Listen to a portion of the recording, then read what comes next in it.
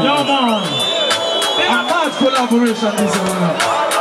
Ready? One of balance. The other one of the is a vacant. Yeah, man. What I'm here to say. Anybody happy to the camera? What is it? When I'm in a photo, sing a bit. Somebody has the moon in the hair. I'm going to get it. You want what I can say? I'm 18 to the camera. Who don't be about today? Put your chain in, because I put your chain in. Put your foot in. Now, what are you?